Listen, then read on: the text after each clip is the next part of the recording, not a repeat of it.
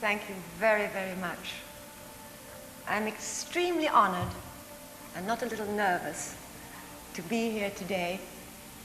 As I just said, I thought this was going to, a press lunch. I thought you were all going to be very serious and going to terrify me. I'm not terrified because you're all very kind and warm and have given me this wonderful welcome. And thank you for this opportunity to be able to share with you. Up until a year ago, before I was given the great privilege of becoming a volunteer for UNICEF,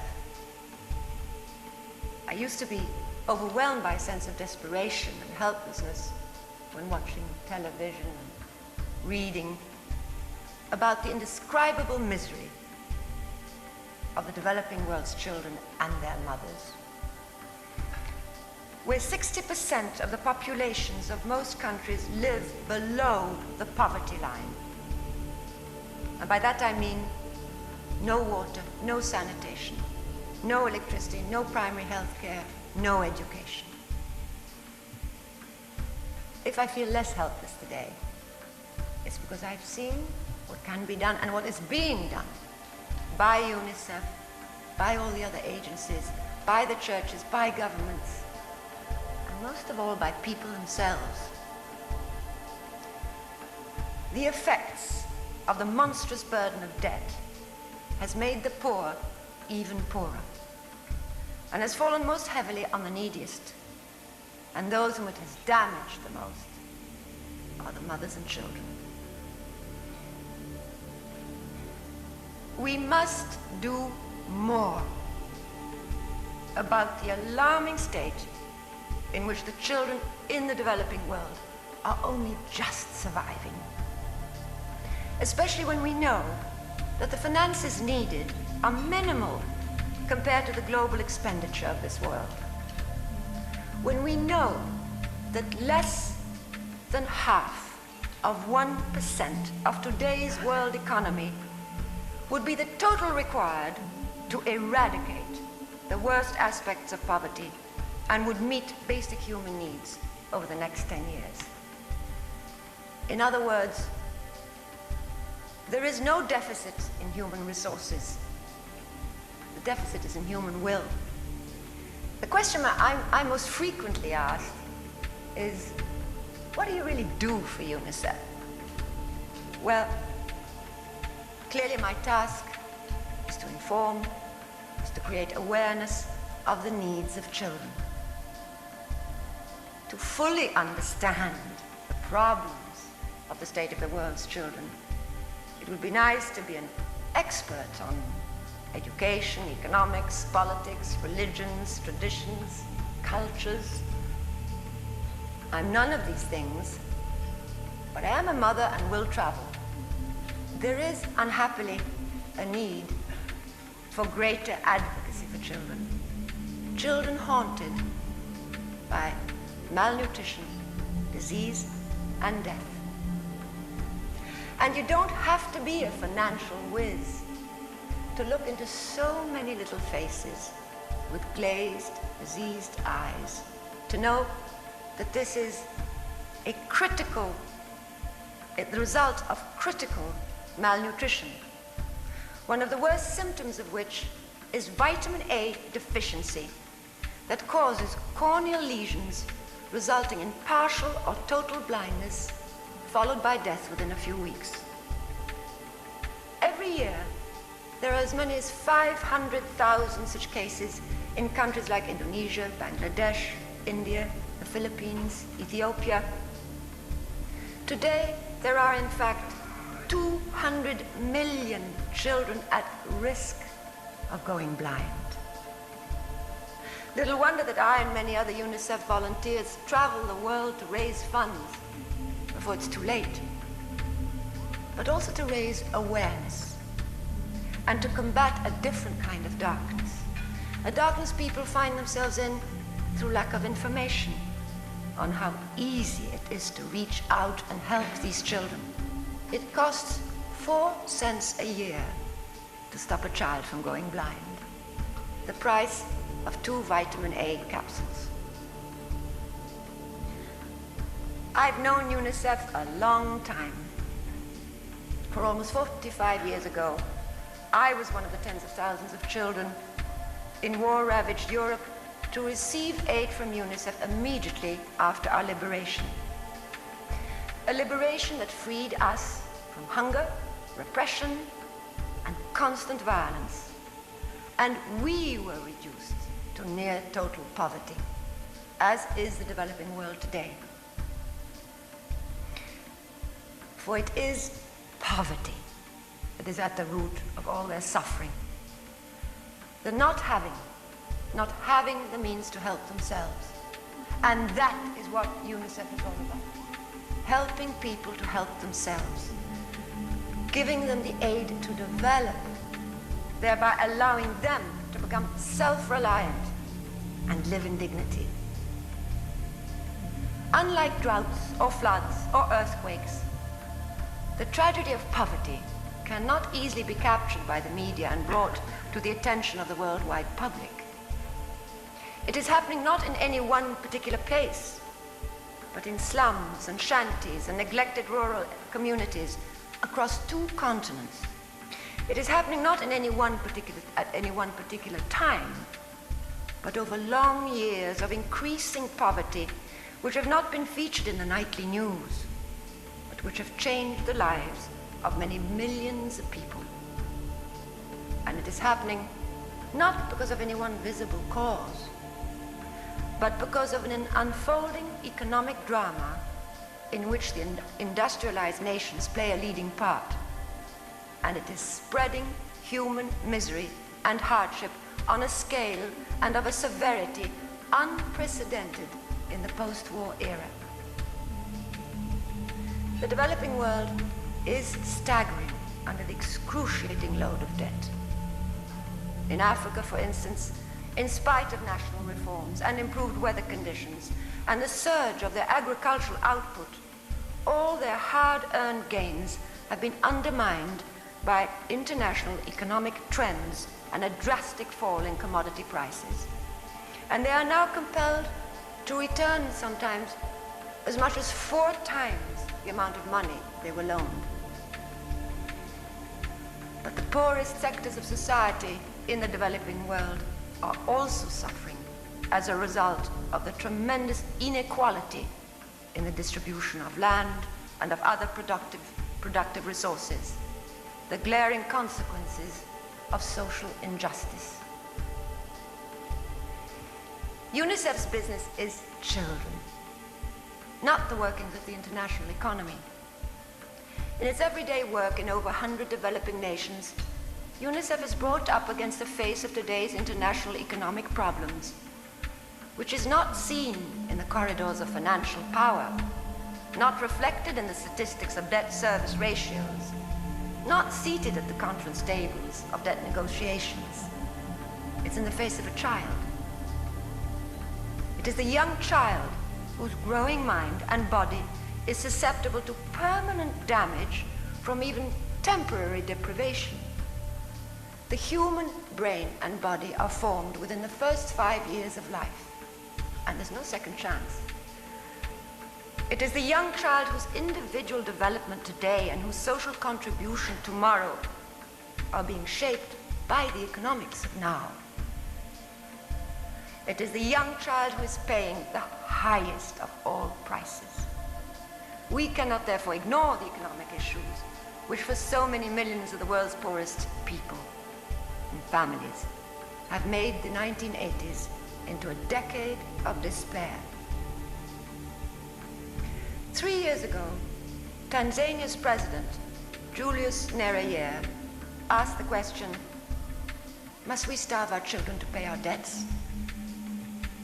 Today, the heaviest burden of a decade of frenzied borrowing is falling not on the military or on those foreign bank accounts or on those who conceived the years of waste, but on the poor who are having to do without the bare necessities. And believe me, I've seen it.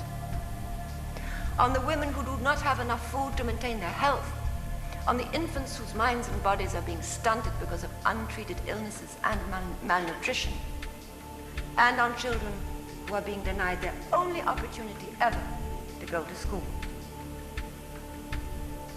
And when the impact becomes visible in rising death rates among children, then what has happened is simply an outrage against a large section of humanity.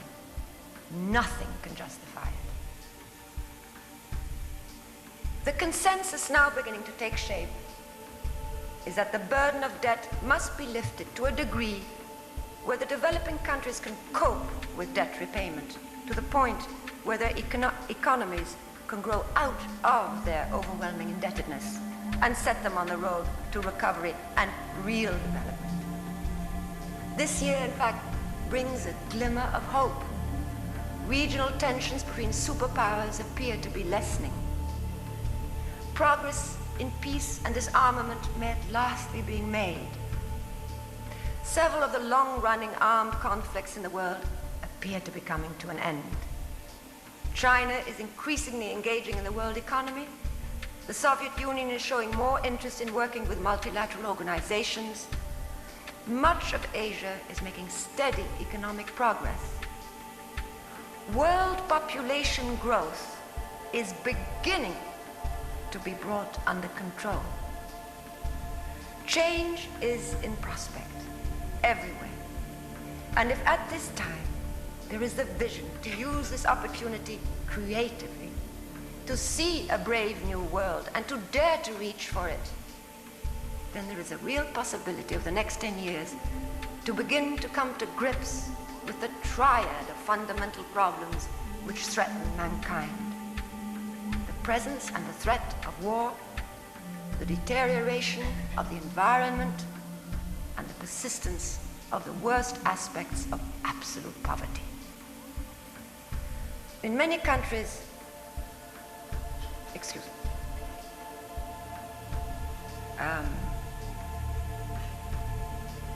I've made myself a cut to not make it too long for you, and I've now lost it.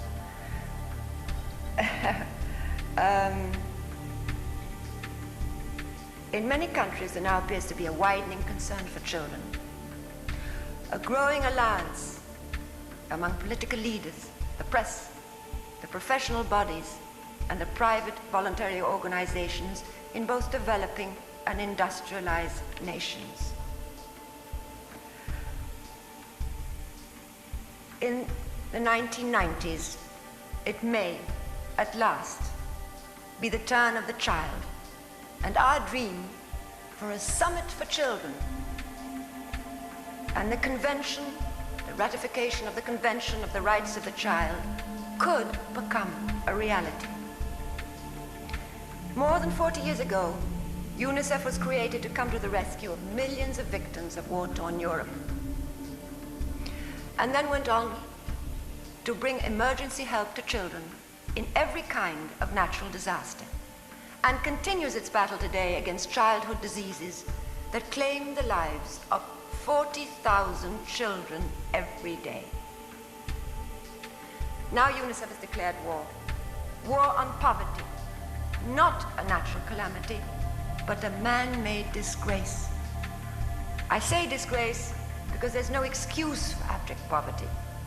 It is a man-made tragedy for which there is a man-made solution. They say that anyone who doesn't believe in miracles isn't a realist. UNICEF performs realistic miracles every day. UNICEF has brought relief everywhere, regardless of race, creed, nationality, or political beliefs. They work together with all governments, churches, and other relief agencies. They have brought wars and civil strife to a standstill for several days to vaccinate children on both sides of the lines by negotiating truces in El Salvador, Uganda, Lebanon, North and South Vietnam. It is not without reason that UNICEF was awarded the Nobel Peace Prize in 1965. UNICEF has supported the digging of thousands of wells, installed thousands of pumps. UNICEF has provided megatons of food and vaccinations. In 1975, only 5% of the developing world's children were immunized. Today, 60%. They have trained more than 500,000 health workers, given technical supplies and equipment for 61,500 health centers, and on and on. Yet, I repeat, 40,000 children still die every day. 280,000 a week. No natural calamity, be it flood or earthquake, has ever claimed as many children's lives. And this happens every week, mostly in the silent emergency of easily preventable diseases like polio, tetanus, tuberculosis, measles, and the worst killer of all, dehydration from diarrhea caused by unclean drinking water and malnutrition. It costs $5 to vaccinate a child for life. 6 cents will prevent death from dehydration. And if 4 cents per year will stop a child from going blind, how is it that governments spend so much on warfare and bypass the needs of their children, their greatest capital, their only hope for peace? I must admit to you that the magnitude of the task that UNICEF has undertaken sometimes overwhelms me. And I'm saddened and frustrated when I stop to think of what we can't do, like change the world overnight. Or when I have to deal with the cynics of this world, those prophets of doom, who argue, is it morally right to save the lives of children who will only grow up to more suffering and poverty due to overpopulation? Letting children die is not the remedy to overpopulation. Family planning, birth spacing is. Rapid population growth can be slowed by giving the world's poor a better life, giving them health, education, housing, nutrition, civil rights. These things are not free, but available at a cost that developing countries can afford, given the assistance they need. China, Indonesia, Thailand, and Mexico have already proven that population growth can be slowed by working on public health, education, and family planning.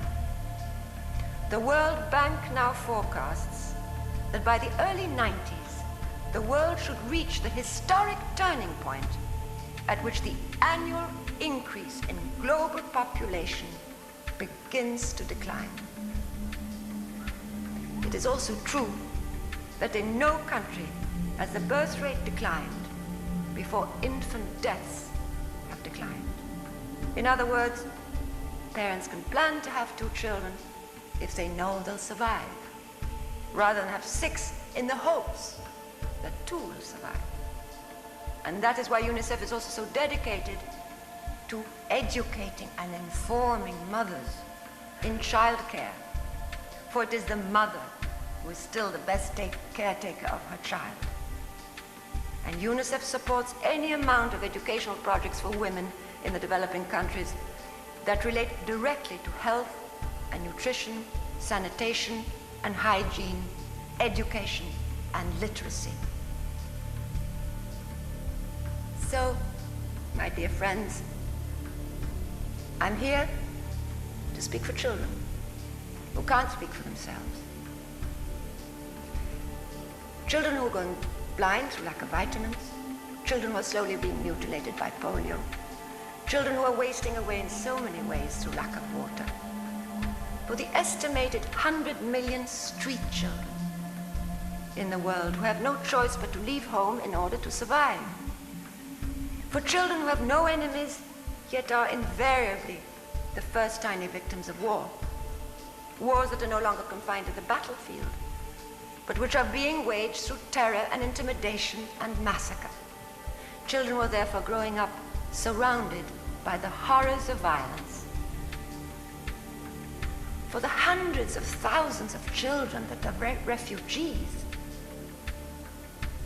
In the last few weeks, 20,000 starving orphaned boys have fled from the Sudan into Ethiopia. Many of these boys never make it to safety. They either die of hunger on the way, it sometimes takes them months of walking to reach their destination, or they drown in the river which divides the Sudan from Ethiopia. This has created a heartbreaking phenomenon never seen before. A camp full of small boys, and there too UNICEF is present. The task that lies ahead for UNICEF is ever greater, whether it be repatriating millions of children in Afghanistan or teaching children how to play who've only learned how to kill. If we are meant to love thy neighbor as thyself, then surely we should love these children as our own. Those thousands of children that died in Ethiopia, did those children have to die to wake the world's conscience to our human obligation towards the child? Should children be asked to pay such a terrible price to awaken the world to the plight of other children? Charles Dickens wrote, "In their little world, in which children have their existence, there is nothing so finely felt, so finely perceived as injustice. Injustice which we can avoid by giving more of ourselves, yet we often hesitate in the face of such apocalyptic tragedy. Why?